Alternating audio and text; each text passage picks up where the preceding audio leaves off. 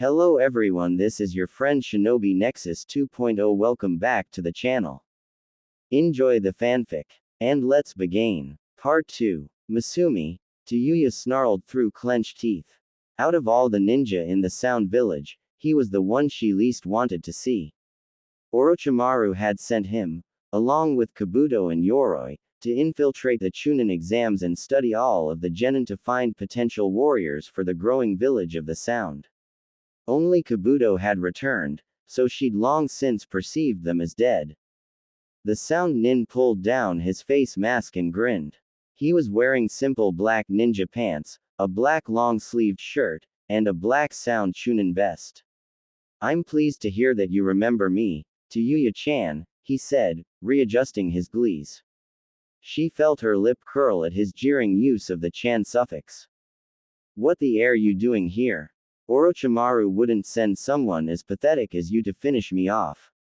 He laughed and hopped down from the tree, continuing to spin the kunai on his ring finger. "Still as lively as ever, I see. Actually, Orochimaru-sama didn't IGN me this mission. I requested it." She narrowed her eyes and inched closer to Naruto. "He still wouldn't send your feeble alone to kill a former member of the Sound Five. You're right. Despite my protests, he insisted that I bring Yoroi along with me." Tayuya cursed audibly, her eyes darting around in every direction. There was no possible way that she could defend against two ninja in her current state. Hell, she barely stood a chance with just one. As if sensing her distress, the Sound Nin waved his hand dismissively. "Don't worry, Tayuya-chan. After seeing your current injuries, I sent Yoroi on ahead to report our success to Orochimaru-sama." Satisfied for the moment, she glanced out of the corner of her eye at Naruto. "What the hell did you do to him?"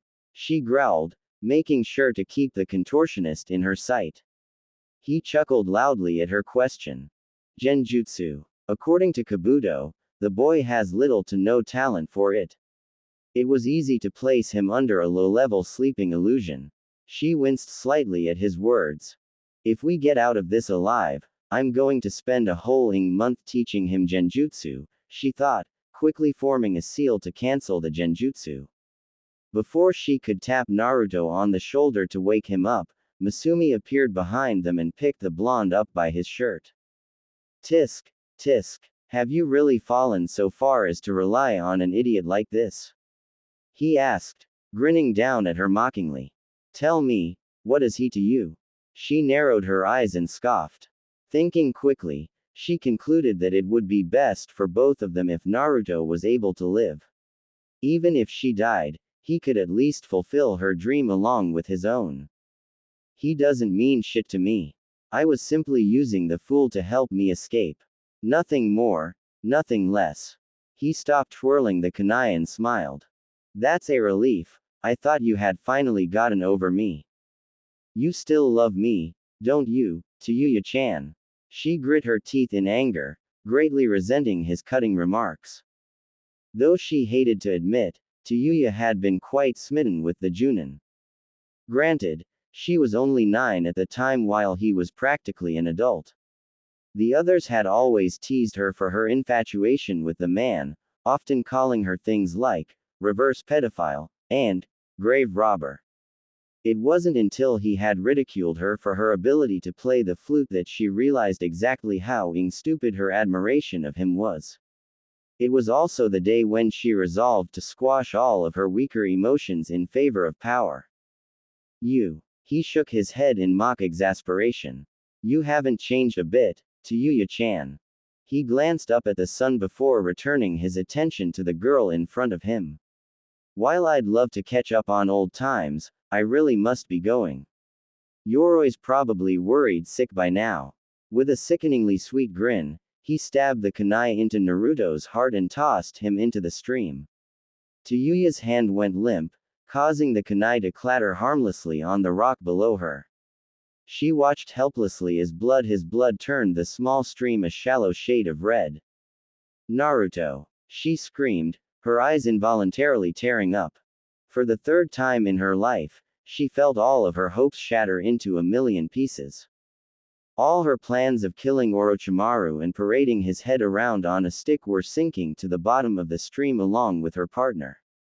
She curled her hand into a fist and snatched the kunai up off the rock. I'll kill you.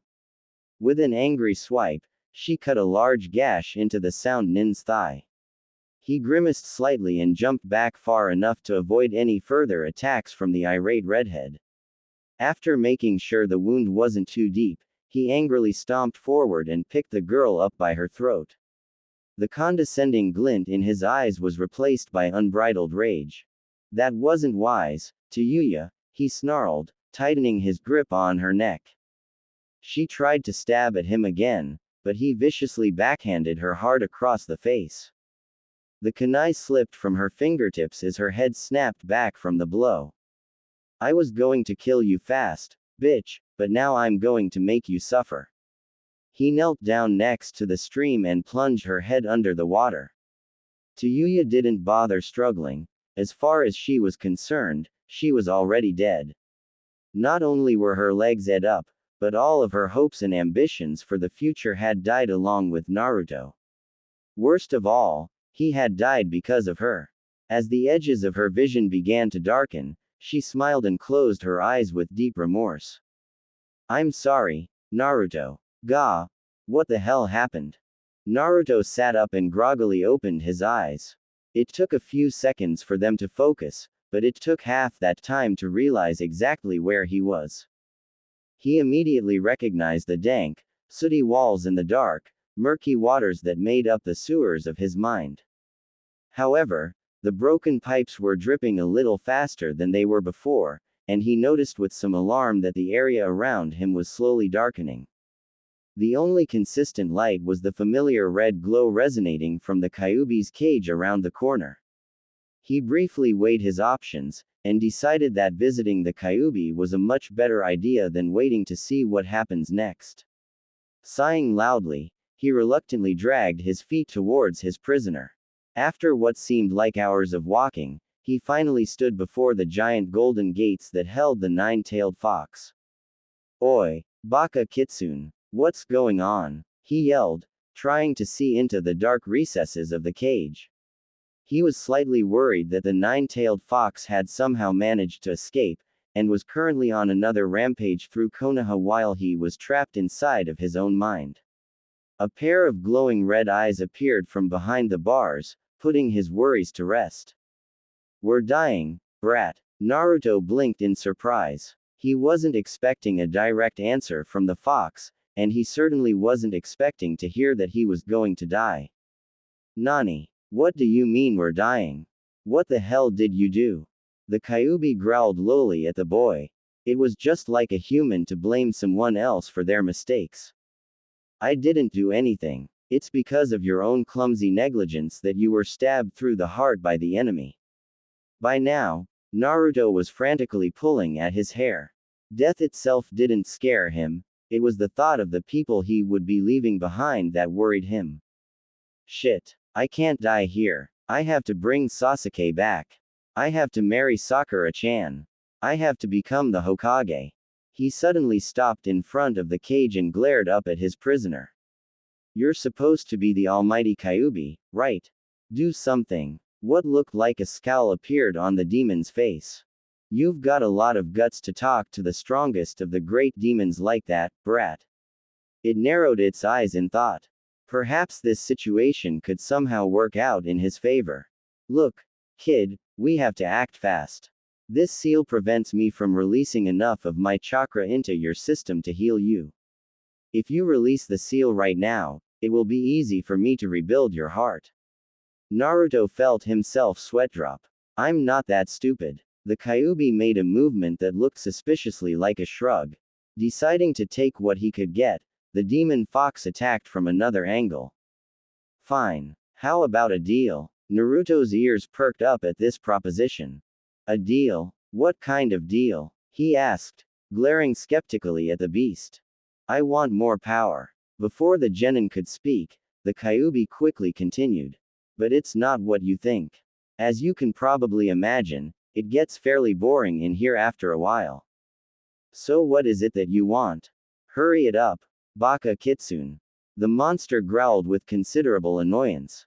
If all humans were this annoying, he might honestly reconsider the offer he was about to make. Silence, mortal, he roared, effectively shutting the boy up. What I want is freedom.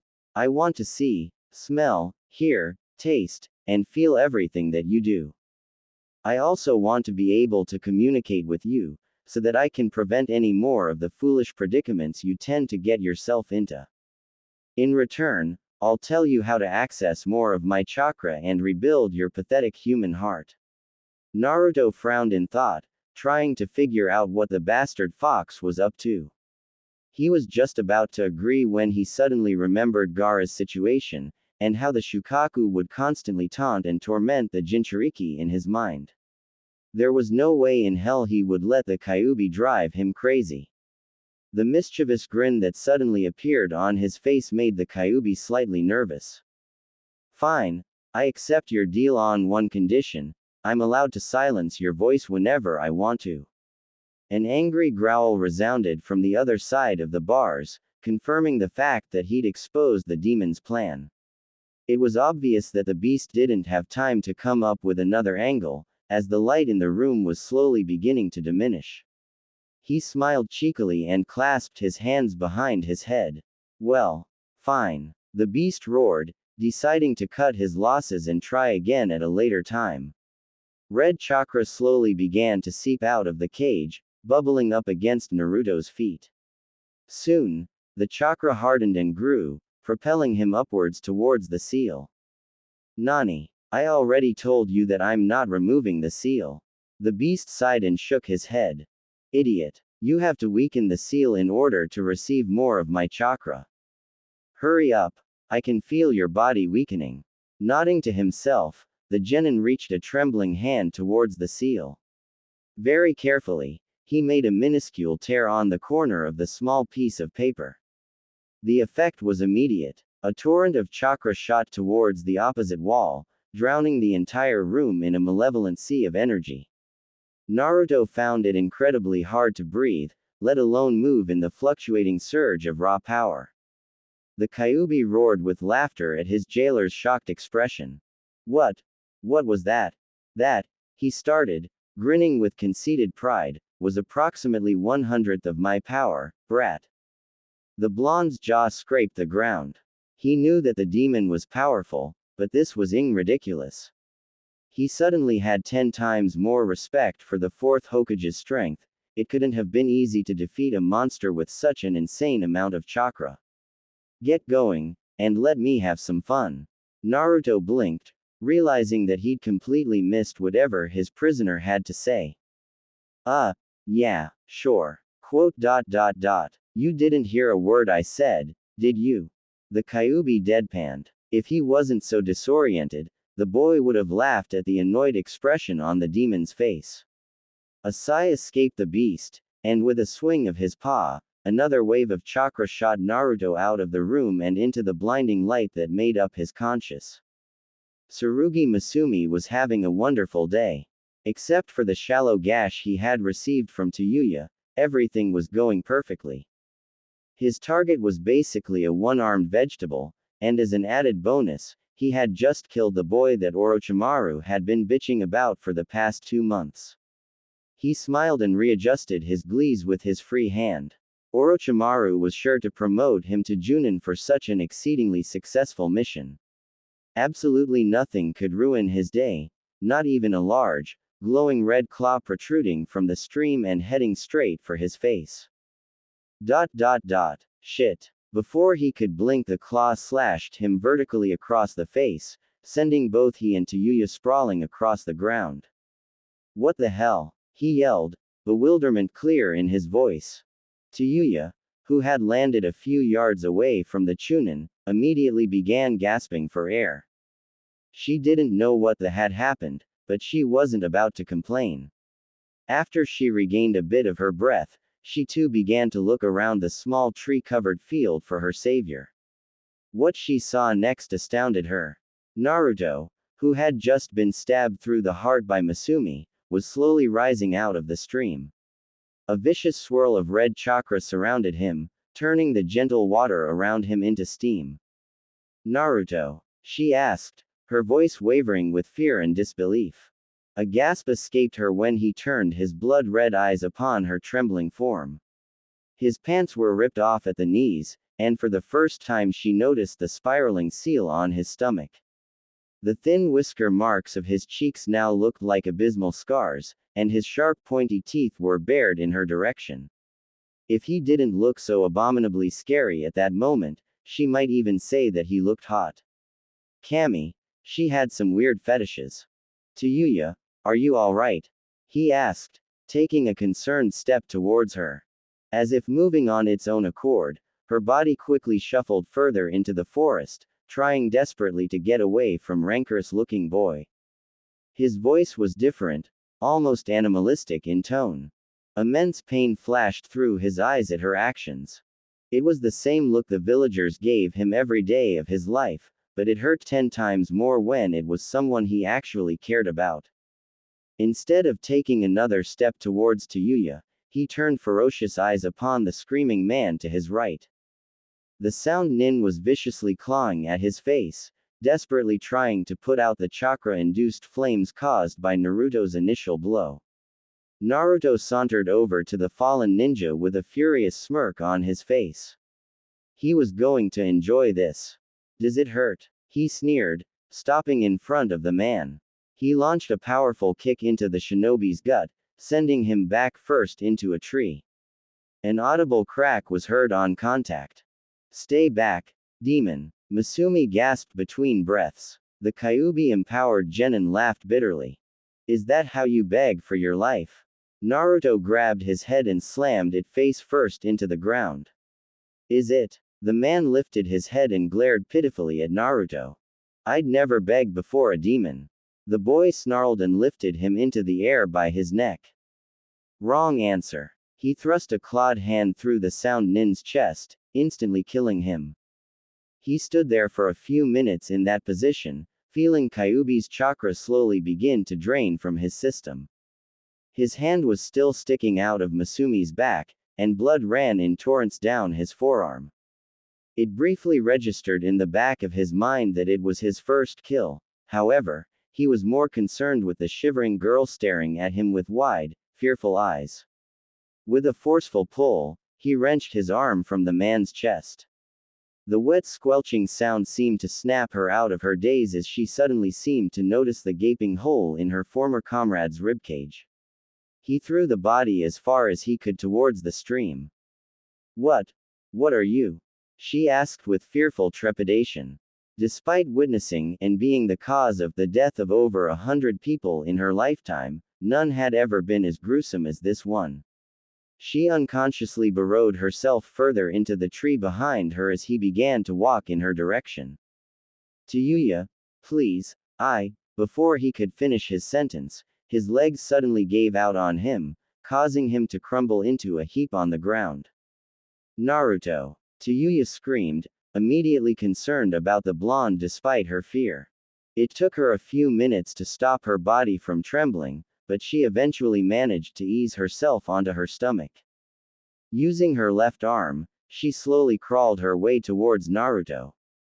Her body seemed to be fighting against her every move, and it was through sheer willpower alone that she was able to reach him after what seemed like hours of crawling. She slid her body around so that she was leaning over the boy's head. It took her a few more minutes to get her nerve together, yet she somehow worked up enough courage to reach a shaky hand towards his neck.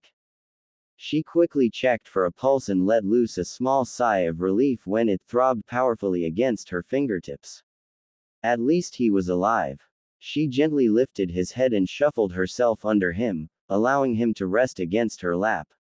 Her body still quivered a bit with fear, but she ignored her anxiety in favor of the boy sleeping deeply between her legs. She pushed a few loose strands away from his eyes and smiled. Thank you. The Godime Hokage sped through the rooftops at an alarmingly fast pace. Nearly every ninja above the level of Chunin had felt the evil chakra, and were now heading towards the outskirts of the village. Tsunade-sama, an Anbu captain suddenly appeared to her left, his squad following closely behind him. His face was hidden by a mask, but his fear was evident in his movements.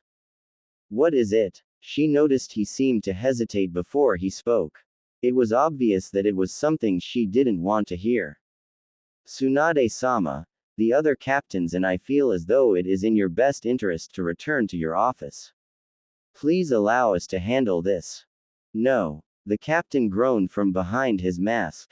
It was common knowledge to anyone who'd seen Naruto and the Hokage together that she had a major soft spot for the boy.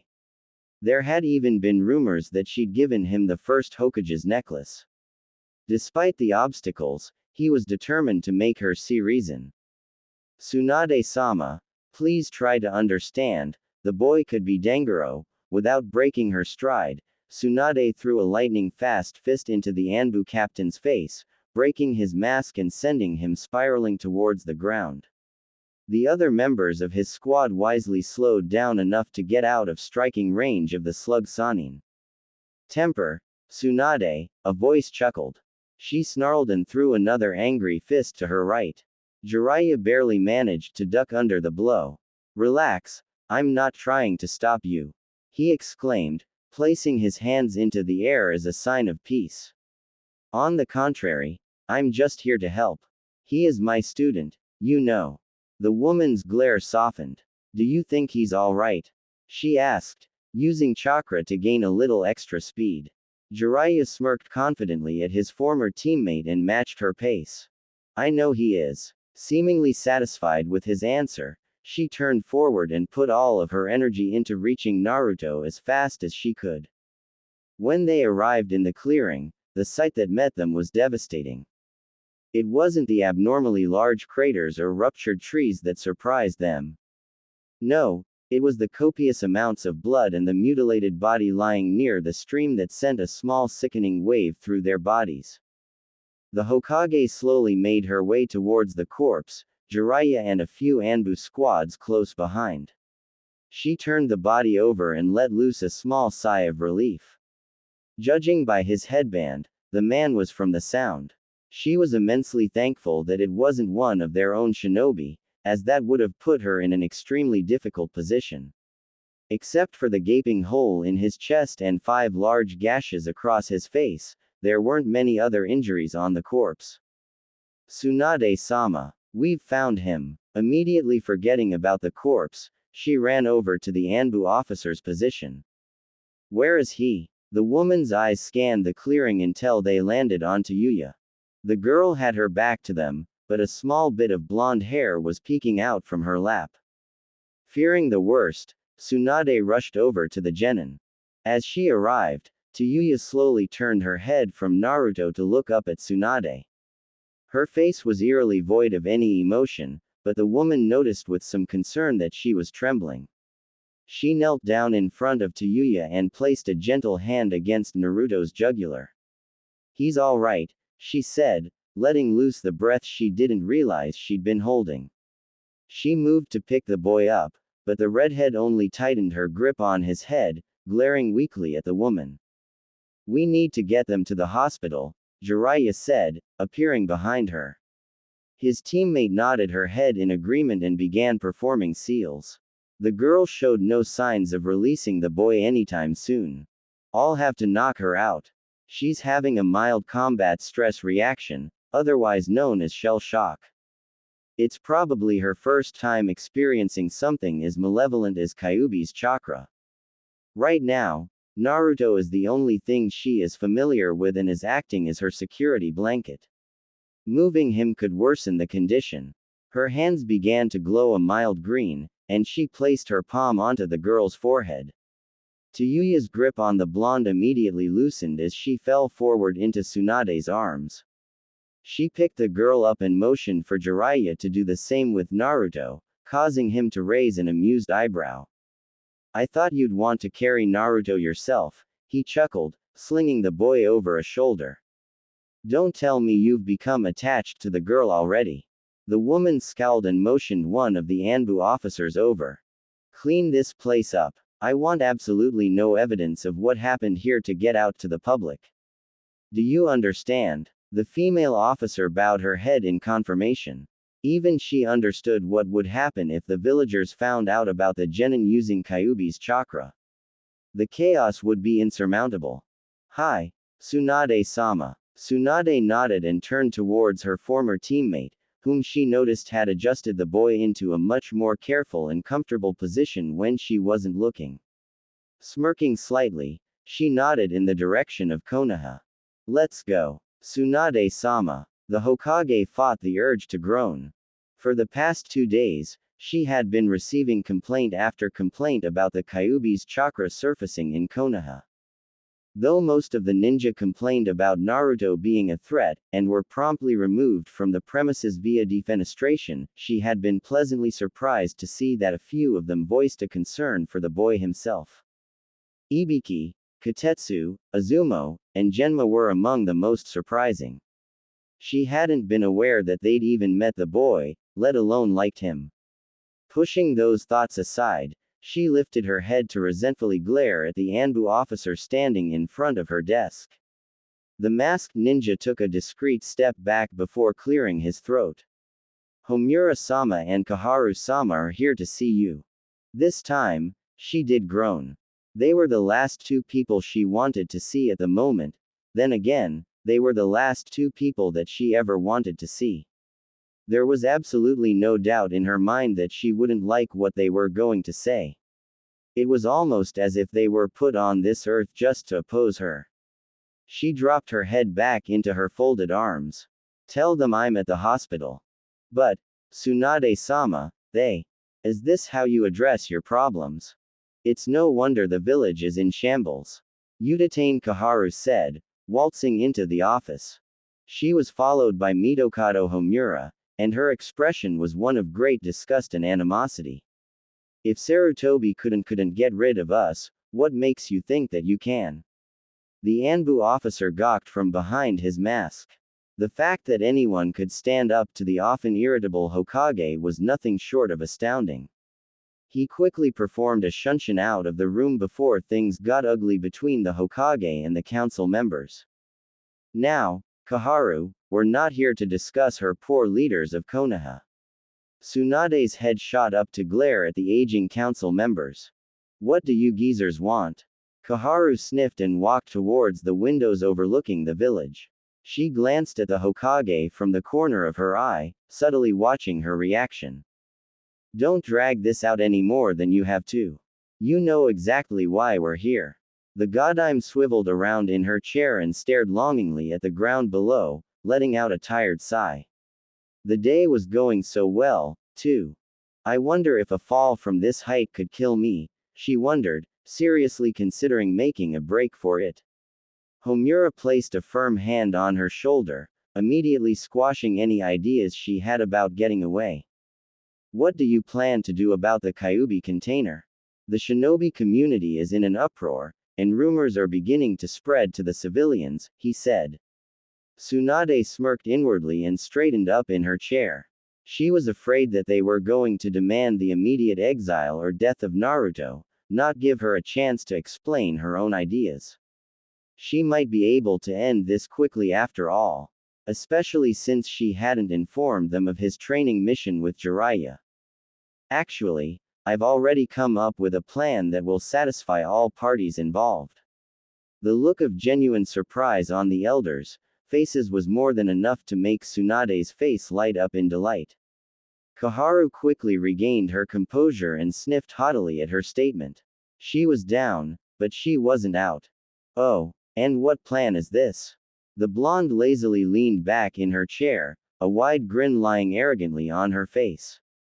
With the groundwork set, revealing the rest of the plan would be a cakewalk. I've arranged for Jiraiya to take Naruto on a 3-year training trip.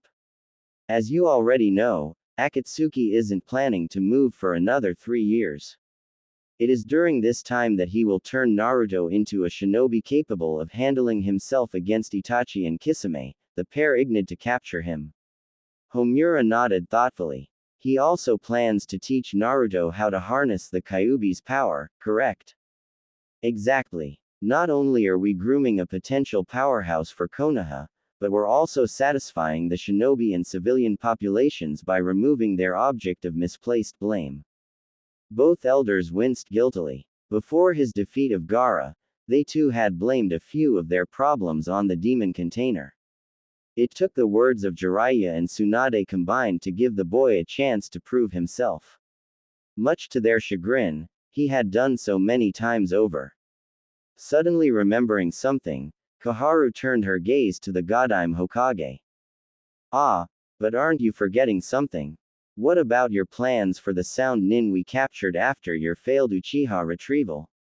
If I remember correctly, you ignored that boy to extract information from the girl. You can't send her. Tsunade grinned, immediately alerting the two to her intentions. You've lost your mind. Homura nodded his agreement. I must agree with Koharu. Taking an enemy shinobi along on a 3-year training mission is bad enough, but taking a girl that cannot even walk. I fail to see your reasoning. The Sanin's grin only widened. They were truly underestimating her intelligence, a fact which both angered and amused her. Who said she was an enemy? The elders glanced at each other in shock, instantly alarmed by her mischievous grin. Turning an enemy who helped innate the third Hokage into a leaf nin was borderline traitorous. You didn't. Koharu shouted, staring at her with disdain. I did. The Hokage has a lot more power than I originally thought. The elderly woman sighed in defeat. She knew it was only a matter of time before the slug woman finally read over the rights and privileges awarded to the leader of the village. However, she didn't expect for it to happen this soon. That still doesn't explain how you're going to send her on the training trip with Jiraiya. You yourself said that you couldn't do anything about her legs, Homura mused. Finally coming down from her power trip, Tsunade molded her face into a serious expression. If she didn't want them to cause a fuss at the next council meeting, she'd need to get them on her side. Or, at least keep them from directly opposing her. Jiraiya and I have decided to recreate the Sozo Seisei on Tayuya. She held up an authoritative hand to quell their arguments long enough for her to finish. According to the girl, she has no desire to go back to Orochimaru, and he has no desire to keep her alive. Being betrayed by her former leader is sure to leave her with a marginally large-sized C on her shoulder, don't you think? The elderly man's face lit up in understanding. I see. You plan to train the both of them to fight Orochimaru, correct? Tsunade nodded and clasped her hands in front of her. They were finally catching on. Exactly. How do you know that she won't run as soon as she's healed? Koharu shot back, jumping into the conversation. She was fighting a losing battle, but she'd damned if she let the younger woman win without a fight. The Hokage only grinned as if expecting the question.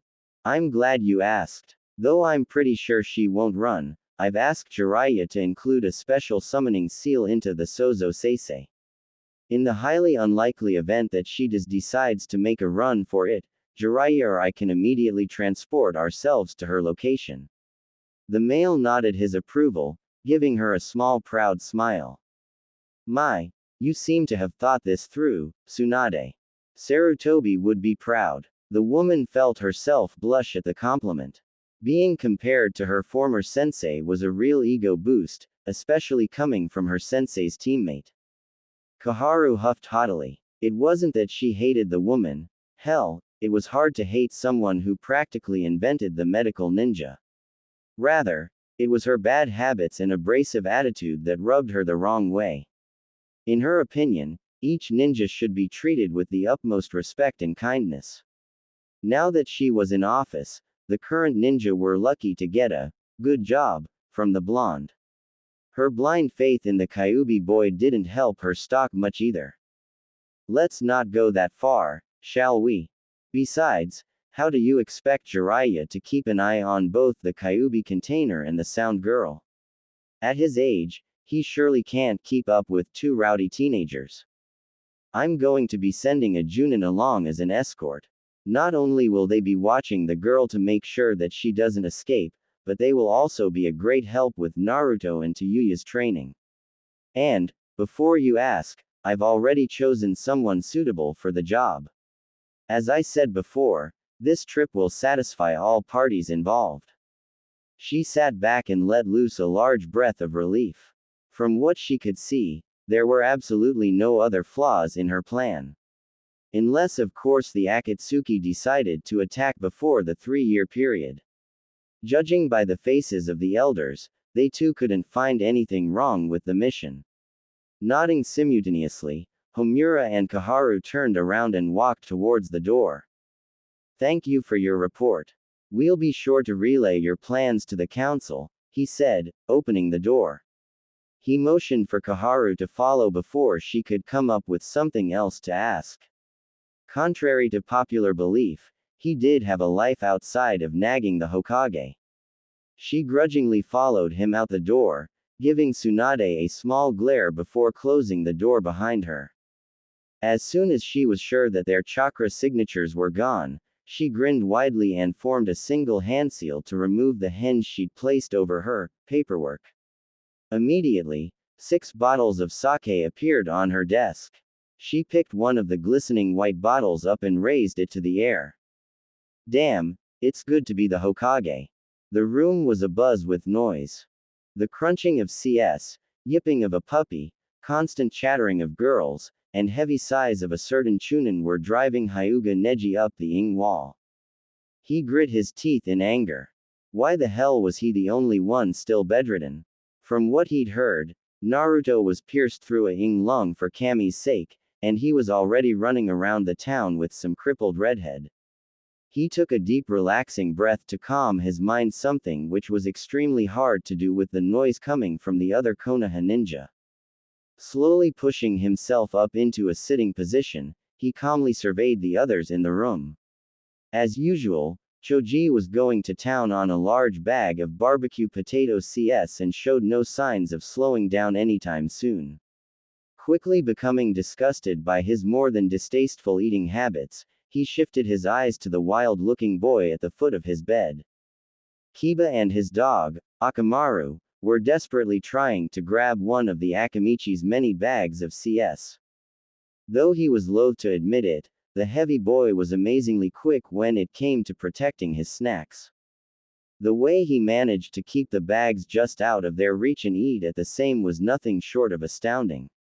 While Akamaru was jumping up from the ground to nab one of the bags, Kiba was energetically reaching for the genin's pockets, yelling the whole time. He soon became bored with watching the dog boy and his mutt's pitiful attempts at stealing some food and turned his attention to the girls chattering away at his right. Ino, Sakura, and Tenten were animatedly discussing some ninja rock group, and were completely unaware of anything outside of their little circle. He rolled his eyes in exasperation. He actually thought his teammate, Tenten, was above such trivial things, and was quite surprised to see that she practically worst this band. She was supposed to worse him, not some group of low-level no-talent shinobi musicians, damn it. Girls were so troublesome, as Shikamaru would put it. Speaking of the pineapple-headed Chunin, the boy was currently staring at the clouds outside of the hospital window, sighing every few seconds and muttering about loud-mouthed women. His arms hung limply at his sides, and Neji noticed with slight amusement that he was glancing down at the pavement longingly every few seconds. Judging by steady of twitching and flexing of his hands, he was probably considering jumping, something he himself wished he could do. A small squeak from his left alerted him to the last person visiting him in his room. Anyo, Neji Nisan, YUS shouldn't be sitting up. Hokage-sama S says that you should stay in bed for another 2 days. Neji fought the urge to strangle Hinata. Not that he didn't like her, their relations had changed for the better after his defeat at the hands of Naruto. He'd finally started to see her as an equal, and not as someone who was unfit to be born into the main branch of the Hyuga clan. In fact, he had actually become somewhat protective of the girl, making sure that she arrived home on time from her team training sessions and escorting her to her training grounds when he could. Unfortunately, That didn't change the fact that he wanted to wrap his hands around her neck and choke her until she fell limp in his grip. Seriously, what the was up with that stuttering? How hard was it to form a single sentence without stammering and stumbling your way through half of it? Usually, it didn't bother him much at all, and was actually sort of endearing. However, his current condition coupled with the grating noise from the others had shattered his normally limitless patience. Deciding he'd had enough, he calmly closed his eyes and sucked in a large breath of air. God damn it, shut the hell up. What the is wrong with you people? This is a goddamn hospital, damn it. Get out of my mothering room before I caden the shit out of all of you. The silence in the room was deafening. Every last one of them, even Shikamaru, stared wide-eyed at the now hyperventilating Hyuga. None of them could believe their ears, especially Hinata. In the 13 years that she'd known him, Neji had never sworn around her. Tenten was thinking something similar, and was shocked beyond reason that the normally stoic boy had been pushed far enough to go off of the deep end. With Guy and Lee as teammates, she was genuinely surprised that it hadn't happened sooner. For a few seconds, no one moved. Gritting his teeth in annoyance, Neji pointed forcefully at the door. Get out, he yelled, activating his Byakugan for effect. The ninja quickly scrambled out of the room, stepping on each other in their hurry to get away from the seething genin. As soon as the door slammed shut behind them, Neji fell back against his pillow and sighed. It seemed like fate got a kick out of screwing with his mind every chance it got.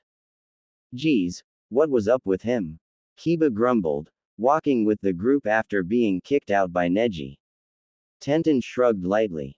Who knows? Maybe it's something in the medication. That's still no excuse to kick us out of his room so rudely.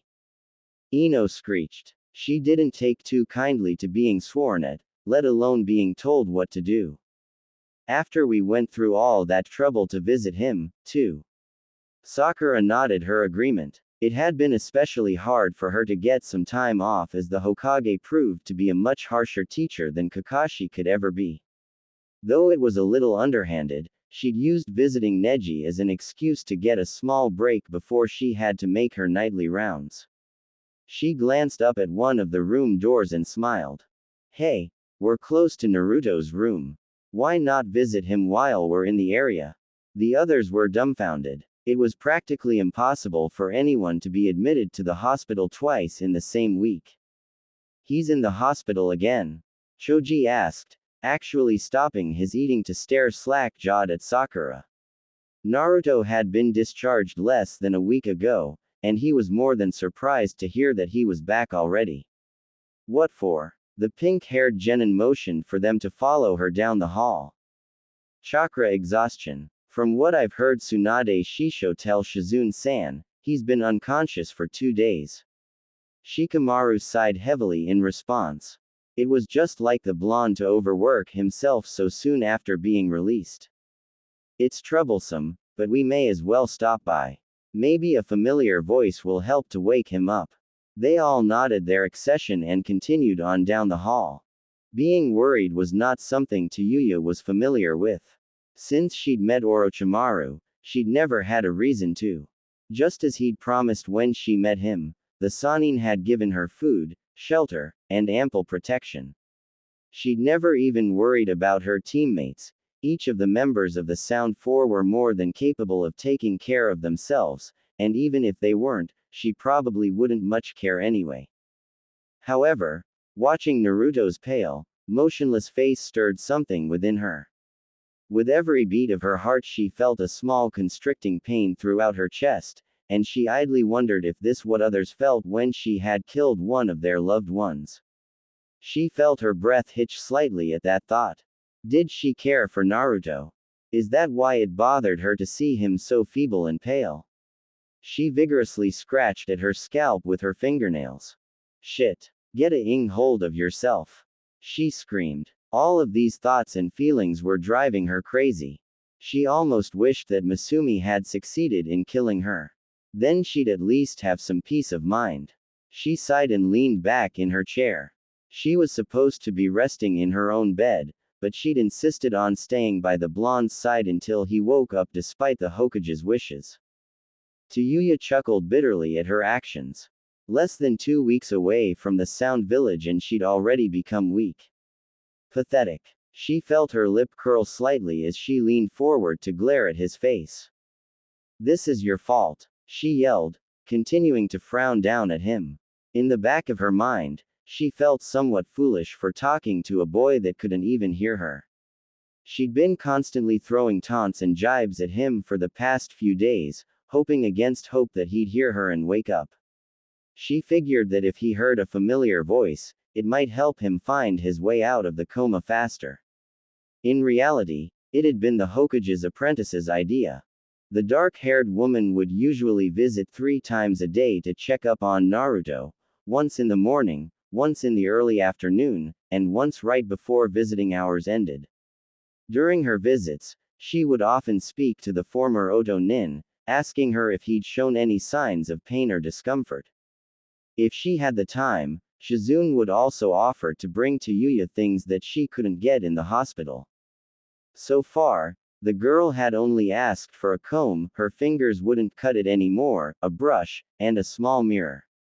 She'd given her the items with an annoyingly cheeky smile, but Tayuya didn't mind too much. She actually reminded her of Kabuto, a competent medical ninja with a somewhat aloof personality. The only difference was that Kabuto was a sadistically sick bastard most of time, and only did something for someone else if it would help further his or Orochimaru's own ideals. Now that she thought about it, they were really nothing alike. Shizune hadn't been the only person to the visit in the last couple of days. The Hokage herself had made a couple of appearances. She pretended to be checking up on Naruto, but surprisingly enough, she'd been trying to talk to the redhead about what had happened during the I Nation attempt by Masumi. The woman had constantly asked her if she was alright, something which greatly annoyed and alarmed the girl at the same time.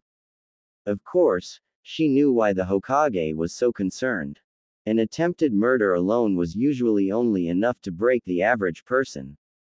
Adding the malevolent chakra she'd felt pouring out of Naruto a few days prior, even a Junin-level shinobi could be driven to the brink of insanity. For the first time in her life, she was proud of her mental toughness. Though the chakra had admittedly scared the shit out of her, she'd been able to quickly bounce back from the experience. It'd take much more than that to bring her down. Apparently the Hokage had seen this too, as she hadn't bothered to stop by today. It didn't take long for her mind to shift back to the strange chakra she'd felt coming from the seemingly weak genin. As far as she knew, he didn't have any special bloodlines or know any overly powerful techniques. So what was it? What she'd felt had easily put Orochimaru's tainted chakra to shame. She bet that even Orochimaru would piss his pants if he'd gotten a full blast of that shit. She shook her head and sighed. It wouldn't do her any good to try to figure it out herself. She didn't know enough to come up with any good theories, and no one she knew seemed willing to tell her anything. On the other hand, she didn't really know anyone in the village anyway, and a third of the people she did know was sleeping blissfully unaware in front of her. Another sigh escaped her. What was the big secret? She quickly checked the door before reaching an unsteady hand towards Naruto's head. During her time alone with him, she'd found that stroking his unruly hair was disturbingly calming. It felt like a strange mix between hair and fur, something which greatly puzzled and pleased her at the same time. Naturally, she'd never tell anyone else about it. It wouldn't do any good for her reputation if someone found out. She felt herself began to relax, and a small content smirk began to form on her face. Maybe she'd ask Shizune for some scissors next time she visited. He wouldn't miss a lock or two of that disorderly mop he called hair. While she was playing with his hair, she failed to notice the teenagers standing dumbfounded in the doorway. What are you doing? Tayuya's head snapped up to stare wide-eyed at the genin. She hadn't even sensed them coming. A few of them were gawking rudely at her, and it didn't take her long to figure out why. She recognized them as a couple of the brats who were chasing after Sasuke. The fat one had killed Jirobo, and the dog boy was probably the one who took out Sakin and Ukin. There were also a few girls in the group. She was only able to identify the one with the pink hair, and remembered that she was Naruto's annoying teammate. She also noticed that the Hyuga girl was glaring at her with something akin to murderous intent. The one with the dog was the first to speak. "You," he yelled, pointing an accusing finger at the former sound nin. Tenten, Sakura, Ino, and Hinata all stared confusedly at Kiba. "You know her?" Sakura asked. He nodded and continued to gawk disbelievingly at the girl. Akamaru began to growly lowly from inside Kiba's jacket. "Yeah, she's one of the bastards who," before he could finish his sentence, Shikamaru jabbed him sharply in the ribs. "Hey, what was that for?" he yelped. The lazy Chunin only sighed and shook his head. "Don't. She's a genin of Konoha now." "What? But how is she still alive?" Exclamation mark. "I thought you said Tamari kicked her, eh?" The room suddenly dropped 10 degrees in temperature. A fearful shudder swept through all those present, scaring even the normally calm Shikamaru into submission. Kiba slowly turned towards Tayuya with a nervous grin plastered on his face. "Ah. So, how's Naruto?" The temperature in the room dropped another 10 degrees, and the dog boy wisely took a step back. Deciding to save Kiba's, again, the pineapple-headed Chunin stepped forward with a sigh. "Troublesome. Look, we just stopped by to pay Naruto a visit. Has he at least moved in the last few days?" She slowly shook her head, still glaring at the cowering genin hiding behind Shikamaru. A small movement out of the corner of her eye caught her attention, and she turned to see the Hyuga girl standing on the opposite side of Naruto's bed. The girl was staring down at him with what looked like affection. The redhead bit back a snarl. Forgetting all about the idiotic genin behind Shikamaru, she turned her glare full force on Hinata. How dare she look at him like that? If she lays one finger on him all. Her thoughts were abruptly cut off when the girl reached a slightly trembling hand towards Naruto's face. As if moving on its own accord, Tayuya's arm automatically shot out and gripped the Hyuga around tightly the wrist, startling everyone in the room including herself. She quickly snapped out of her surprise and fixed Hinata with her most even stare. "Don't touch him." The words sounded strange coming out of her mouth. She didn't trust the girl for a second. For all she knew, the Hyuga could have been trying to innate the boy while he slept. The Hyuga clan was known for being the most contemptuous family in Konoha, according to Orochimaru. She also knew that they specialized in attacks that damaged the insides of one's body. One quick strike to the heart and no one would be the wiser. Naruto's so-called friends could all be in this together. In her own mind, she felt that her paranoia was justified. After all, even the most absent-minded of people would notice the glares and jibes constantly thrown his way by villagers and shinobi alike. What made this girl any different? She vehemently silenced the voice in the back of her mind telling her that she was jealous. Hinata, along with the others standing in the room, looked taken aback for a few seconds. Surprisingly enough, she was also the first one to recover from the initial shock of the girl's abrasive statement. She gave Tayuya a fierce glare of her own, subconsciously activating the Byakugan. "What did you say?" she asked, her voice carrying an angry edge. Who the hell was this girl? How dare she try to keep her away from her Naruto-kun? In the back of the room, Kiba was floored. They'd been a team for almost a whole year now, and he'd never heard her use such a dangerous tone of voice or speak so forcefully. Shino was right. Women are scary. You heard me. Back thee up. The air in the room was heavy with tension. No one wanted to be the first to speak, and no one wanted to be the one to get in the middle of the growing fight. Luckily for all parties involved, Shizune just happened to walk through the door. "Oh, I didn't expect there to be so many visitors here this late in the afternoon. The shinobi not involved in the confrontation let loose a small breath of relief. To them, the appearance of the medic nin was nothing short of a miracle from Kami-sama himself. The woman smiled sadly at the young ninja. I'm sorry, but visiting hours are ending soon. I'm afraid you'll have to leave for the evening. Glad to have a good excuse to leave, the shinobi nearest to the exit mumbled a farewell and quickly ducked out of the door, leaving Shizune, Hinata, Tayuya, Sakura and Naruto alone in room. Shizune stared puzzled at Hinata and Tayuya. What's going on? She questioned, noticing the staring match going on between the two girls. It looked like she had arrived just in time. Hinata wrenched her arm from Tayuya's grip in a surprising show of strength. Nothing, Shizune-san. I was just leaving. She turned briskly on her heel and walked calmly towards the door. Before she left, she turned to give the redhead one last warning glare, a glare that clearly said, "Watch your back, bitch," to anyone who managed to see it. The dark-haired woman lifted a curious eyebrow as she gazed down at the only girl left in the room. You've been busy. Tayuya snorted loudly in response. So, has he shown any signs of waking pain, discomfort? The girl slowly shook her head while Shizune quickly scribbled something down on Naruto's medical chart. She then proceeded to change his IV bag and reposition a few of the needles that had managed to slip out of his arms. After writing a few more things down on the clipboard, she smiled warmly at the crippled girl. Do you need anything before I go?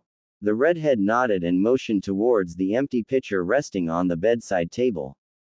Some water. Shizune smiled again and easily filled the pitcher 3/4 of the way to the top with cold water. She set it down in its original position and turned to the girl again. Anything else? The genin looked thoughtful for a few seconds before noticing the pink-haired girl still standing nervously in the room. Yeah, why the hell's she still in here? She asked, jerking her thumb towards Sakura. Ah, that's right, you probably don't know yet. This is Tsunade-sama's new medical apprentice. Being that she serves directly under the hospital director, she has a few more privileges than the average shinobi. She glanced up at the clock hanging on the wall. Sorry that I have to cut this visit so short, but I really must be going. I have a few more patients to check up on before the night shift starts. She hastily made her way towards the door, only stopping to glance back at the Hokage's apprentice. Don't stay too late, Sakura-san. Tayuya needs to get her rest. Hi, Shizune-sama. The woman gave her one last small smile before disappearing from the room. A small uncomfortable silence settled in the room soon after the woman left. Neither had much to talk about, and as far as they knew, they didn't have much in common either. Deciding to break the silence, Sakura gave the girl a bright smile. Your name's Tayuya, right? I've never heard a name like that before. Where are you from? Though she was trying to act nonchalant, Tayuya didn't buy it for a second. Instead of humoring the girl with a glare, she decided to focus her attention on the boy who had somehow managed to save her life. Sakura's smile dimmed slightly at the obvious rejection for conversation. Inside of her mind, inner Sakura was piping hot with fury, all but commanding her primary personality to strangle the girl until she spoke. I heard Kakashi-sensei found you on the outskirts of the village. Were you attacked? Once again, Tayuya didn't bother to reply. Sakura's patience was quickly wearing thin. She didn't have long before the night shift officially started, exactly 9 minutes according to the clock. She desperately racked her brain for something that they had in common. While she was a naturally curious girl, she also felt that there was something off about Naruto's new friend. Her eyes widened in realization as she figured out exactly what they had in common. Naruto. She mentally pat herself on the back and rekindled her smile. Maybe if they could agree on something involving the blonde, she would finally get the foul mouth to open up a little. I feel kind of sorry for you, though. Naruto's a handful, isn't he? Tayuya's ears twitched ever so slightly. Bingo, Sakura thought, smirking triumphantly to herself. Not wanting the chance to get away, she quickly continued. He somehow always manages to get himself into stupid situations like this. It's a wonder that he isn't dead yet. The redhead slightly lowered her head, an action which looked a lot like a nod of agreement to the Hokage's apprentice. I can't tell you how many times Sasuke and I have had to save his. Just off the top of my head, we've had to save him from Zabuza and Haku on our mission to Wave Country, in the fight against Orochimaru in the Forest of Death, and Sasuke even saved Naruto from Gaara in the attack on Konoha. She paused for a moment to gauge Tayuya's reaction. The girl's shoulders were trembling, probably trying to fight the urge to laugh. She felt a bit of guilt for telling a complete stranger all about Naruto's shortcomings, and decided to defend him a bit before the girl got the wrong idea. Don't get me wrong, though. He's a great guy once you get to know him, and really loyal and friendly. If only he'd stop goofing off or stop asking me for dates all the time. She noticed that the redhead flinched a bit violently at that statement, and actually trained, he might be a better shinobi. That did it. Tayuya WPED her head around so fast that she was certain she gave herself flash. Sakura subconsciously took a small step back after seeing the vicious look on her face. Shut the up. You don't know shit about Naruto, you flat-chested low-CL billboard brow. Sakura's jaw felt like it was touching the floor. One moment the girl was laughing along with her, and the next she was spouting off insults. She put on a scowl of her own as she felt righteous anger build up in her chest. What the hell do you mean I don't know Naruto? He's been my teammate for almost a year, and you've only known him for a week at the most. She screamed back, feeling inner Sakura begin to take over. It wasn't in her character to swear, but her other half was more than willing to. How long you've known him doesn't mean shit. You don't think he trains? Huh, she yelled, curling her good hand into a fist. This past week, he's done nothing but work his off. We'd leave this shithole at 11 in the morning and he wouldn't bring me back until midnight. And you think he doesn't train? Shut up. You don't know anything. The only time I've ever seen Naruto train is when Kakashi-sensei makes him. Tayuya chuckled bitterly at her pathetic attempt to justify herself. Exactly, bitch. The only time you've seen him. How can you watch Naruto when you're always fawning over the faggot Uchiha? Sakura narrowed her eyes in anger, only further amusing the former sound nin. That's right, Naruto's told me all about how you pathetically follow the whole around, groveling like a whore for just a glance from the boy you know you'll never have. The pink-haired Kunoichi fought back furious tears. It seemed as if her words were hitting every single sore spot in her body. However, she wasn't quite done yet. Tayuya smirked and leaned towards the girl with a condescending air about her. She was loving this. Wanna know something else, Pinky? She asked, her smirk growing into a mischievous grin. I was one of the guys who kidnapped your boyfriend. Sakura reeled back as if she'd been struck. It all made sense. Why no one, not even Naruto, would tell her where the girl was from. It also explained Kiba and Choji's reaction to seeing her, and Shikamaru's hasty attempt to keep them from revealing it. Her legs suddenly felt weak from the confession, and she slowly sank to her knees in disbelief. You monster! She yelled, much to the other girl's amusement. She snorted at the sheer patheticness of her actions. What? Are you gonna cry now? Go ahead, run back home to your shitty little house and cry.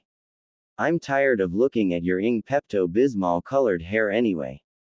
Sakura slowly lifted her head until she was staring the former sound nin square in the face.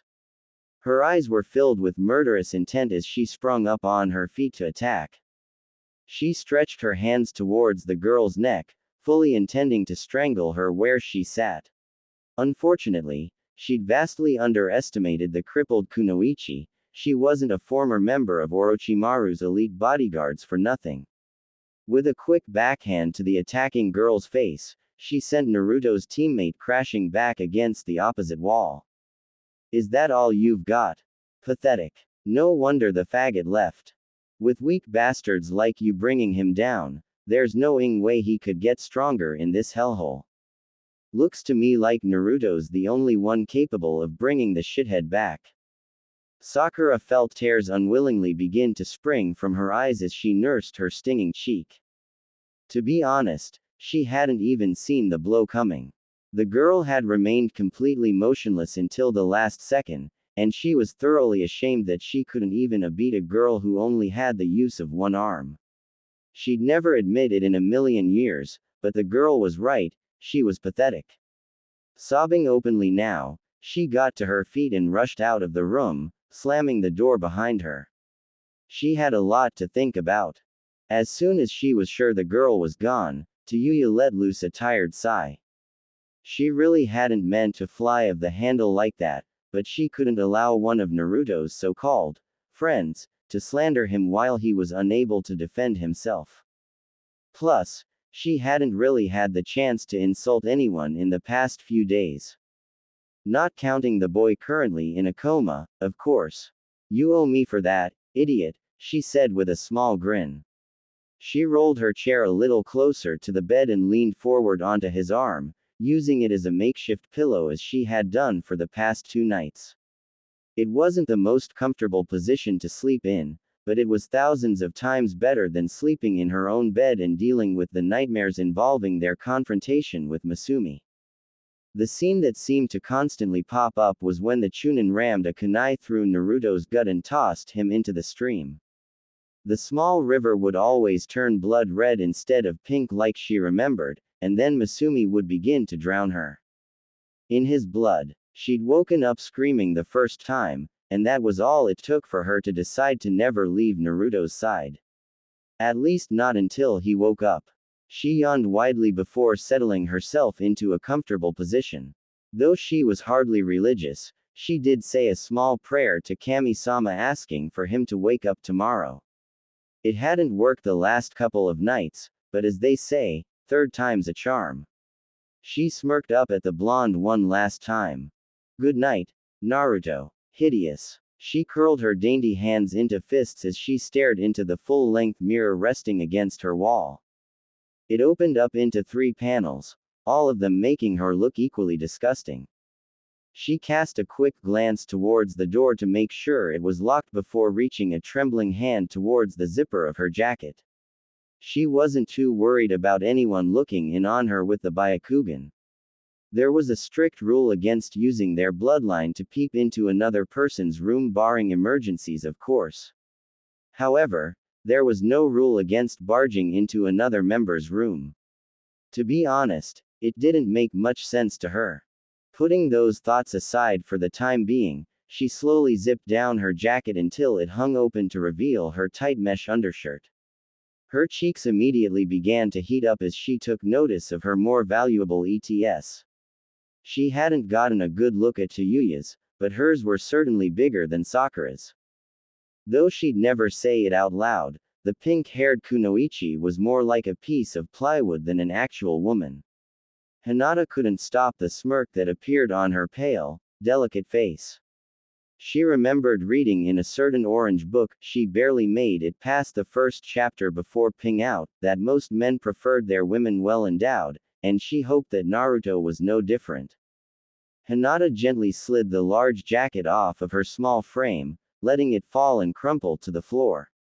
After hesitating for a minute or two, she decided to also remove her undershirt.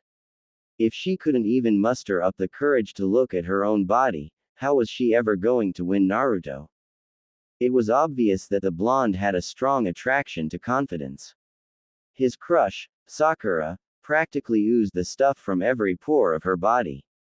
The way that she constantly threw herself at Sasuke despite his numerous rejections proved it. It was one of the 2 things about the girl that Hinata truly envied. The other being that she was Naruto's teammate. She pulled the tight-fitting top overhead and tossed it on top of her discarded jacket, getting a good look at herself topless for the first time since she became a genin. To be honest, it wasn't quite as bad as she thought.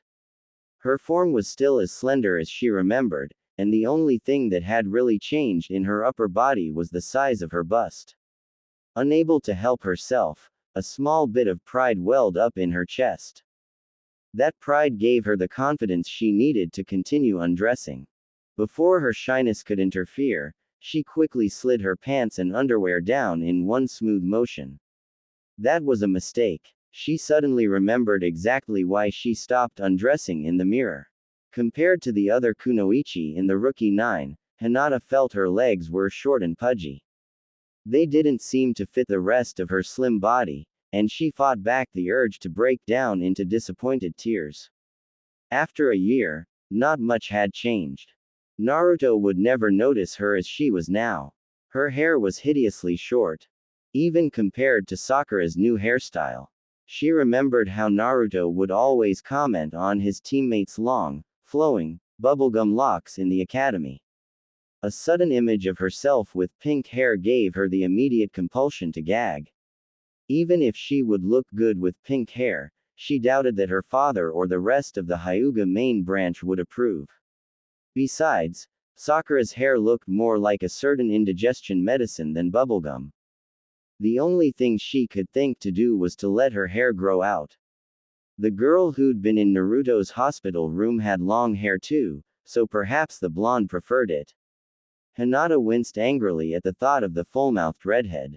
She wouldn't lose her Naruto-kun to some whore who hadn't even been in Konoha for 2 weeks.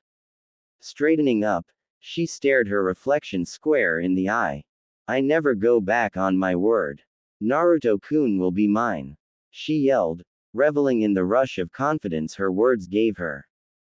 Who, and what are you doing? Hinata snapped her head around to see her little sister standing curiously in the doorway, and promptly fainted. Hanabi blinked in mild surprise.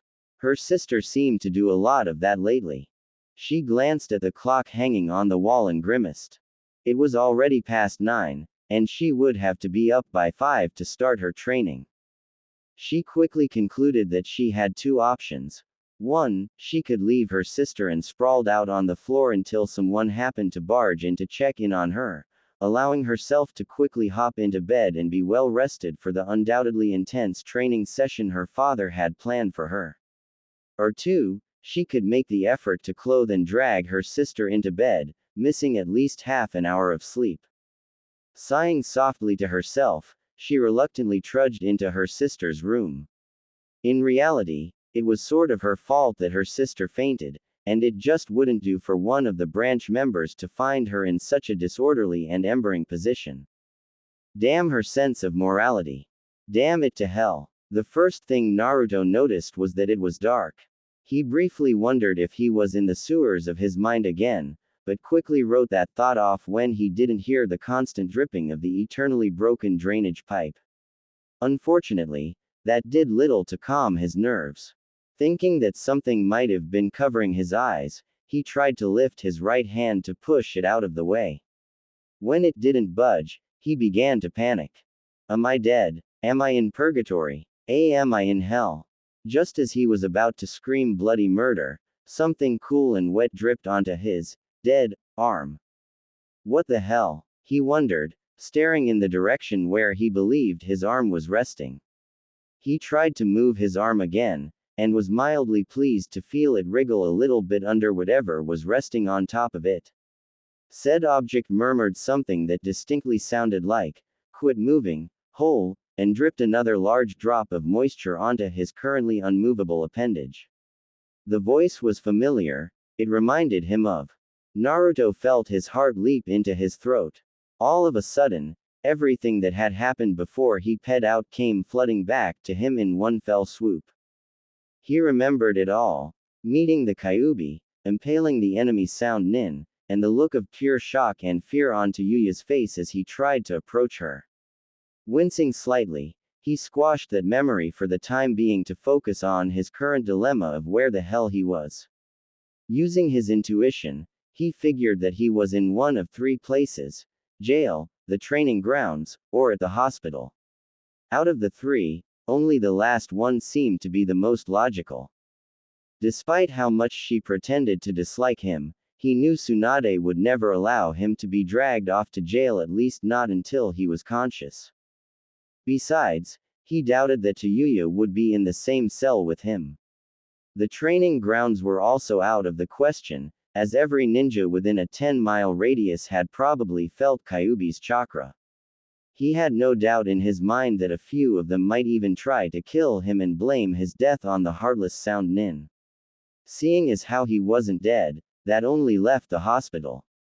Naruto groaned in agony. This had to be some kind of record. Being thrown into the hospital for the second time in a week was more than embering. It was a blow to his pride as a man and as a shinobi. Before he could continue his self-wallowing tirade, another drop of the mysterious liquid splashed against his skin. Thankfully, his eyes had somewhat adjusted to the dark room, allowing him to quickly glance over his surroundings. The room looked exactly like the one he and Tayuya had shared during their first meeting. Then again, all of the rooms pretty much looked the same. His eyes drifted to the clock hanging on the opposite wall. 3:24. At least that explained why it was so dark in the room. Confident that he was relatively safe and alive, he finally allowed his eyes to rest on the girl he had spent the majority of the past week with.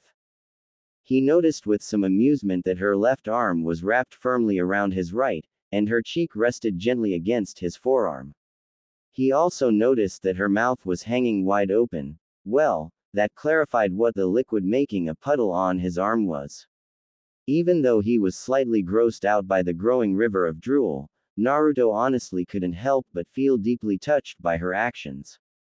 In his short 13 years of life, no had ever spent so much time at his side as Tayuya had. He wasn't sure how long he had been out, but for some reason, he knew that she'd been there the entire time. It was almost as if he remembered hearing her voice, swearing at him, of course while he was asleep. He smiled wryly at his thoughts. While very possible, it was also improbable. The fiery redhead just didn't strike him as the kind of girl who'd spend her free time talking to a comatose boy. A comatose boy whose guts she probably hated. Still, he was glad that she wasn't completely afraid of him, if her current position was any indication. Deciding he should probably let everyone know that he was okay, he slowly tried to sit up. Until every one of his joints and muscles screamed in pain, that is. He desperately tried to hold in the string of curses that threatened to burst from his mouth, but he couldn't stop a small grunt of pain from slipping past his lips. Apparently he wasn't completely healed yet. Naruto sighed in disappointment. He was hoping to slip out of the hospital and head home for some ramen, but his body obviously had other ideas. He still felt his body throbbing in pain, but it had at least lessened to a more tolerable level. With nothing left to do, he focused his attention back on Tayuya. He hadn't really looked at the girl since they'd met. In fact, the only things that he knew about her was that she was a former Sound Nin, had red hair, and an incredibly foul mouth. He was ashamed to admit that he didn't even know what color her eyes were, or what her favorite thing to do was. Hell, he knew about Tenten than he knew about Tayuya, and he'd spent an entire week with the girl. Not that it was all his fault. If he ever tried to look at her, she'd scowl and ask him what he was looking at, and if he tried to ask her things about herself, she'd answer with an angry, "None of your damn business." He smirked as he remembered how cute she looked when she was flustered or angry. She almost reminded him of Sakura-chan, only his teammate would send him flying 20 or so feet into a building. Speaking of which, she hadn't gotten angry with him since Sasuke. Naruto fiercely shook his head before he could start thinking of Sasuke. He was done bitching, as Tayuya would put it. The blonde smiled again as he remembered a conversation they'd had only a day before the incident. Naruto kneeled on the surface of the stream, desperately trying to catch his breath while staying afloat at the same time. His new sensei was proving to be a slave driver. She'd only allow him to take 5-minute breaks every hour or so, and even then made him stay on top of the stream. He idly wondered if Sasuke was getting trained as hard as he was. If one of Orochimaru's elite guard was this tough, he'd hate to see how horrible the original was. As usual, when he started to think about Sasuke, he began to frown and berate himself for missing his chance to bring him back. Naruto curled his hand into a fist. If only he'd been stronger. If only he'd been a better friend to Sasuke before he left. If only. Oi, dumb, what the hell are you doing? Naruto snapped his head up to look at Tayuya. Her eyes were dangerously narrow, and her left hand was pumping furiously into the air. Are you thinking about that faggot of a Uchiha again? Nani? No way, he yelled, glaring right back at her. She snorted in disbelief. I'm nowhere near as stupid as you are. I saw that fagstruck look on your face. What? Were you daydreaming about ing him in the or something? The blonde growled lowly. I told you, I wasn't thinking about Sasuke. Yeah, then what the hell else has you looking like someone just kicked the shit out of your puppy? She asked, her frown deepening. He opened his mouth several times to speak, but he couldn't think of a pliable excuse. Tayuya sighed and ran a frustrated hand through her hair. Look, Naruto, if you really want to bring the traitor back, then get off here and stop bitching. The only way you're going to make a difference is if you quit worrying about what's already happened, and focus on what you're going to do. You're not gonna bring him back by crying. Got it? Naruto smiled warmly at her and nodded. She was right. Wallowing in self-pity wasn't going to do anything.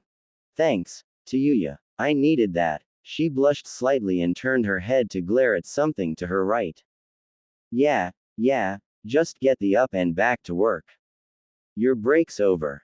Hi, Tayuya-sensei, he yelled, hopping up and forming another 20 shadow clones. He missed the small smile resting inconspicuously on her face. He redirected his grin towards the girl snoring softly on his arm. He hated to admit it, but she actually looked a lot better when she wasn't scowling. She almost seemed content. Even though he really didn't want to disturb her, the drool on his arm was starting to itch. As slowly as humanly possible, he tried to ease his arm out of her grip to at least get some circulation going. Unfortunately for him, Tayuya only grabbed on tighter and frowned in her sleep. Don't leave, she whimpered, causing Naruto to raise a curious eyebrow. This was new. Deciding to see what else she'd say, he made another half-hearted attempt to remove her from his arm. As she did before, she tightened her grip on his arm and tried to pull it back underneath her head. He was amused by the action, but still a little disappointed that she didn't say anything else. He tried again, but only received the same response. Feeling that his arm was going to need amputation at that rate, the blonde decided to wake her up. He slipped a gentle hand onto her shoulder and gave her a small shake. NNGH. Not now, fat. Get your own damn food. Naruto fought the urge to laugh. She was obviously thinking of the guy Choji killed in their latest mission. Smirking to himself, he realized that he had found a new hobby. If it weren't for the fact that his arm was about to become severed from her grip, he would continue this new game. He poked her again, much to her apparent annoyance.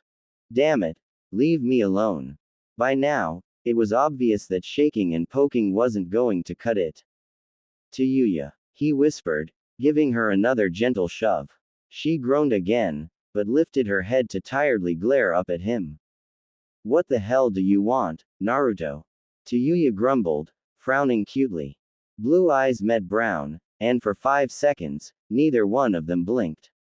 It was Tayuya who made the first move, her eyes widening to almost comical proportions. Holy shit, Naruto! She shrieked, causing Naruto to cringe from the noise. He was positive that she woke up whoever was in the rooms next to them. You're awake. Holy shit, you're awake. Unable to take her screeching, he quickly placed his hand over her mouth. Shish. If you keep screaming like that, I won't be the only one you wake up, he said, grinning widely at her shocked expression. She took a few deep breaths to calm herself down, and hesitantly pushed his hand away from her mouth. She frowned slightly at the strained grin on his face, but decided to cast it aside until she had some free time to think about it. Well, it's your fault for surprising me like that, she huffed. She sat back in her chair and stretched, hearing and feeling her joints pop back into place. Sleeping in that position really was murder on her back. How do you feel? The blonde's eyebrows shot up into his hairline. Hearing the normally stoic and angry girl ask him how he was feeling was something that failed to register in his deluded and admittedly slow mind. Fine, I guess. My muscles are a bit tight, and it hurts when I try to move. My arm feels alright, though, he shrugged, flexing his recently freed appendage. An unidentified expression flashed across Tayuya's face, further piquing Naruto's curiosity. What? Oh, I'm supposed to call Shizune when you wake up. She grabbed the small device sitting on the nightstand and vigorously pushed the glowing red button as if it was the most interesting thing in the world. After a minute or so of watching her thoroughly molest the machine, the boy cleared his throat to get her attention. So, how long have I been out? She glanced up at him long enough to answer his question. 3 days. Naruto groaned aloud. Did anyone come by? Tayuya flinched slightly. She was hoping he wouldn't ask. Yeah. For a few seconds, neither of them spoke. When it became clear that she wasn't going to elaborate, he coughed slightly and began speaking again. Who? Naruto noticed with some concern that she flinched again, and cast her a slightly worried look. The hag and Shizune came by first. Then some old pervert, a one-eyed and his boyfriend, a couple of green faggots, that pineapple-headed coward, a fat guy, dog boy, and some other ugly bitches. For some reason, her description of his visitors didn't faze him in the least. In the time since they'd been together, he'd gotten used to her foul mouth and blunt nature, and actually found it amusing. He found it even more amusing that she only used Shizune's real name. So, you mean, Tsunade Obachan, Shizune Nichan, Ero Senin, Kakashi-sensei and Aruka-sensei, fuzzy eyebrows and super fuzzy eyebrows, Shikamaru, Choji, Kiba, and some girls came by? He asked, smiling slightly. She shrugged and continued to click on the button. It's not like she knew who those people were. Who were the girls? Did Sakura-chan come? At the mention of the pink-haired Kunoichi's name, she flinched again, dropping the call button to the floor. Yeah. Naruto rolled his eyes. The redhead was being unusually tight-lipped about this particular subject. If she didn't want to talk about something, she'd usually tell him to shut the up, or mind your own damn business. So, he started, what did she say? Tayuya grit her teeth. She was hoping that he wouldn't ask about his backstabbing whore of a teammate. And where the was Shizune? She'd been clicking the damn button for almost 2 minutes straight. Tayuya, much to her relief, the Hokage and her apprentice chose that moment to burst into the room. Naruto, Tsunade yelled, glancing at his bed anxiously. It was obvious that she'd just woken up, as she still had her robe and slippers on. Her hair was sticking up in dozens of different directions, and her eyes were still pink from lack of sleep. If she wasn't so relieved to see the woman, Tayuya was sure that she'd be laughing her off at that moment. That didn't stop her from commenting, though. You look like shit. The Hokage scowled briefly at the girl, but hurried over to the other side of Naruto's bed. How do you feel? Can you sit up? The boy shook his head. When I try to move, my body feels like it's on fire. Shizune walked over to Tayuya's side. That's normal when recovering from chakra exhaustion. Your chakra points are probably sore from expending so much at once, the young woman explained as she formed a few seals and placed her hands on his chest. Her teacher did the same, except she placed her hands on his left arm. After a few seconds, she moved towards his lower stomach and Shizune moved towards his right arm. That's okay Shizune Nichan, my right arm doesn't hurt at all. Both medics glanced at his right arm, then up at Tayuya. The redhead flushed slightly and scowled. What? She exclaimed, fighting against the redness in her cheeks. The women smirked knowingly but didn't comment. It was easy enough to see what the girl had been up to while no one was around. A few minutes later, both cancelled their jutsu and stood back a bit from the bed. There wasn't much to do, as his own healing ability had already fixed all of the larger injuries. Alright, Naruto, try to sit up. He nodded slightly and slowly pushed himself up into a sitting position, wincing as a few of the bones in his arms popped back into place. Tsunade looked him over with worried eyes. How's the pain? Naruto grinned widely and gave her a thumbs up. Good as new. The older woman smiled and moved closer to her surrogate little brother. Good. She drew back her fist and hit him squarely on the top of his head. Ouch. What the hell was that for, you old hag? He yelled, rubbing his now sore head. She crossed her arms and glared. For worrying me sick, brat. Next time I'll let you heal on your own. Still scowling, the genin crossed his arms across his chest. I didn't ask you to heal me. Oh really? Then how would you like me to break every bone in your body? Just try it, Granny. Brat. Witch. Enough. Shizune screamed, her face red with exertion. Tayuya, Naruto, and Tsunade all stared at the woman with something akin to shock. The normally gentle and kind woman was emitting violent waves of anger, strong enough to bring even the most experienced and battle-hardened shinobi to their knees. Can't you two go 10 minutes without fighting over every little thing? Both blondes hung their heads. Gomen Nasai, Shizune-san, they muttered in unison, bowing simultaneously. The Hokage's apprentice smiled and nodded with acceptance. Now, shouldn't you tell them what you have planned, Tsunade-sama? As if forgetting her previous transgression, the busty blonde stood up straight. She cleared her throat and turned to the two genin with an air of authority. Before I tell you anything, there's something that Tayuya should know. Right, Naruto. Tayuya lifted her eyebrows and turned her head to look at him.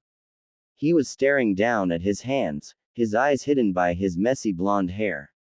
It was obvious to the girl that it was something he didn't want to tell her. She frowned and lowered her head to look up into his eyes. What is it? She asked, growing a bit concerned at his forlorn expression.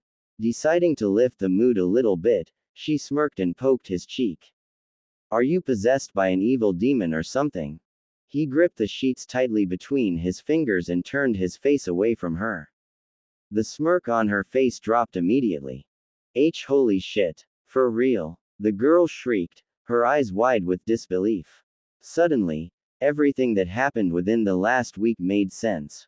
His shitty taijutsu form, the villagers, obvious disdain and hatred towards him, and the evil red chakra she'd seen only a few days prior. She let her arm fall limply to her side. This was far too much to take in at once. I'm not possessed by it, he started, raising his eyes to meet hers, but it was sealed into my stomach by the fourth Hokage to protect the village. He wasn't strong enough to kill it, so this was the next best thing. I won't hate you or anything if you decide not to train me anymore. She felt herself relax a little bit. Now that she thought about it, his cheerful and stupid nature completely contradicted what she'd read about demons during her studies. She felt her curiosity peak a bit at the sudden memory. There were all kinds of demons out there, so. Which one is it? Tayuya asked, her voice a little shaky. Naruto glanced up in surprise. He wasn't expecting her to even talk to him after his revelation. What? The girl sighed at his stupidity. There's no possible way he could actually be the demon with a mind that could barely keep up in a normal conversation. Which demon is it? Do you know? He smiled wryly at her question. The strongest of the Biju, Kyuubi no Yukai.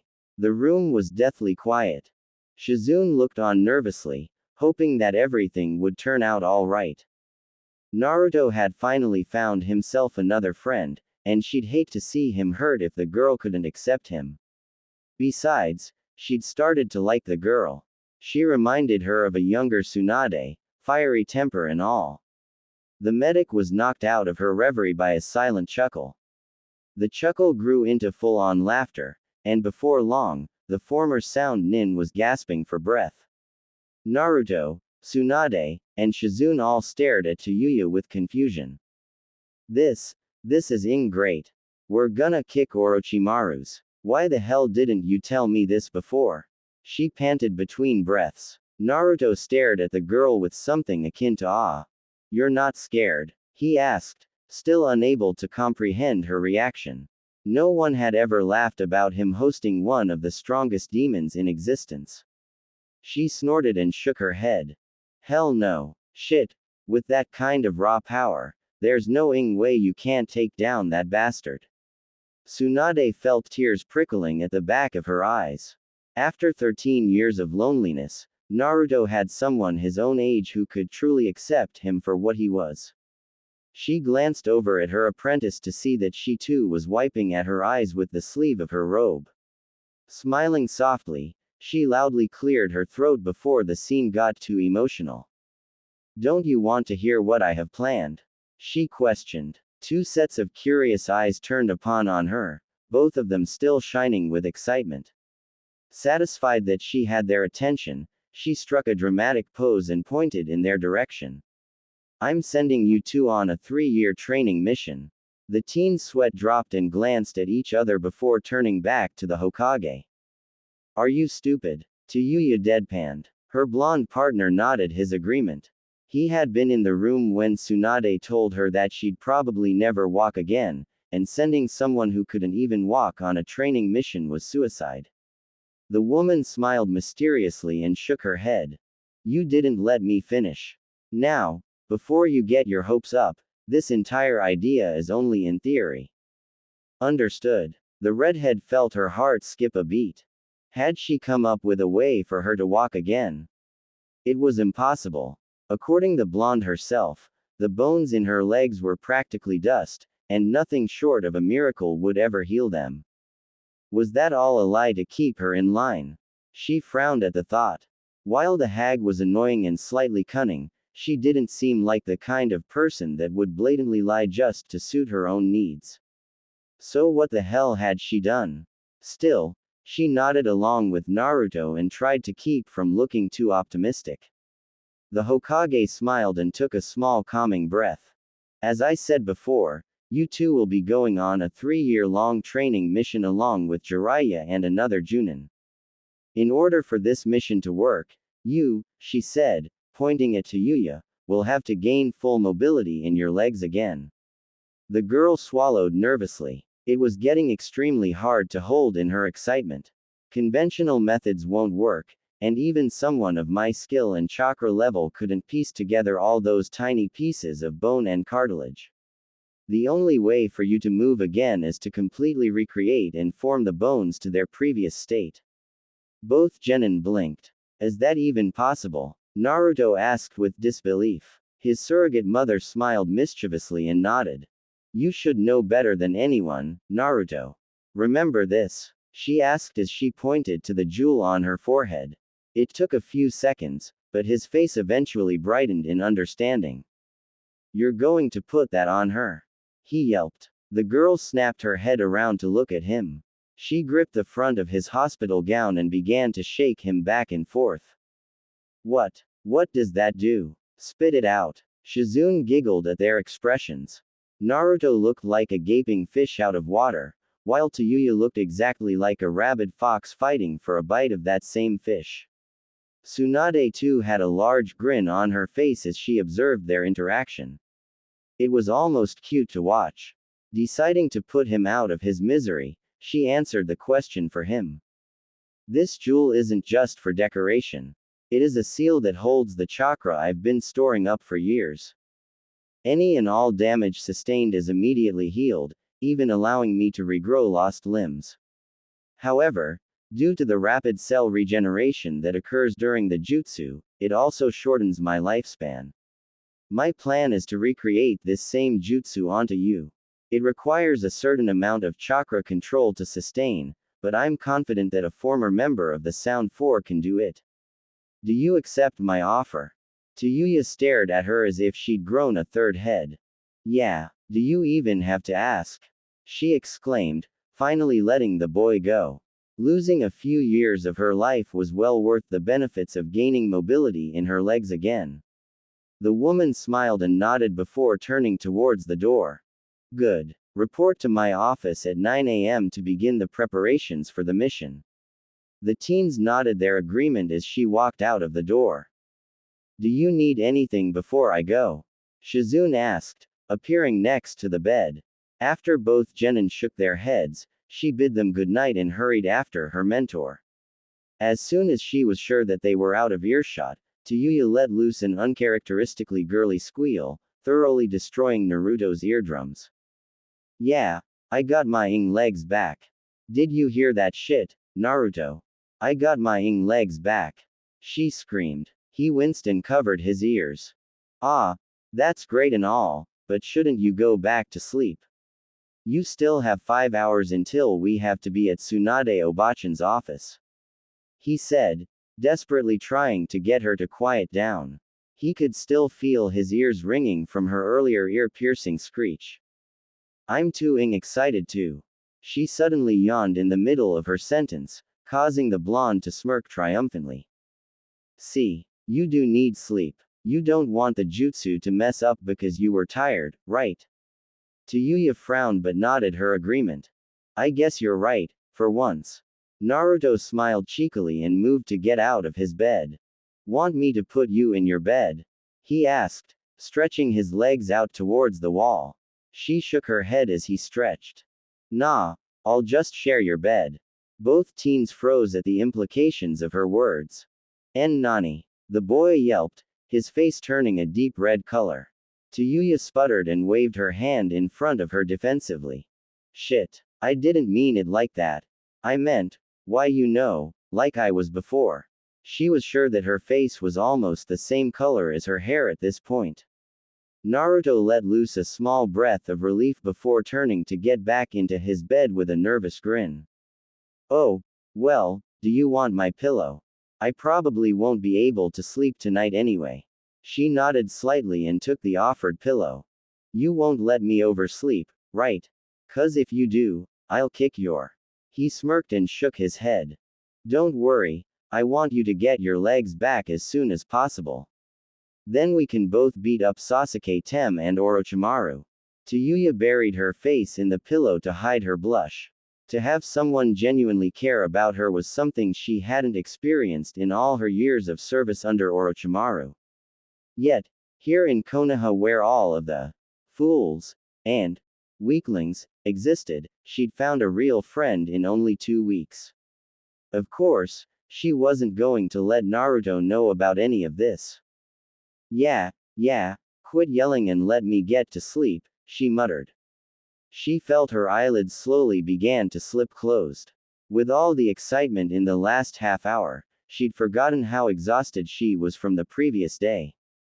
Her last coherent thought was of the future, and how much her life would change starting at 9 o'clock the next morning. Little did she know that Naruto was thinking about the same exact thing.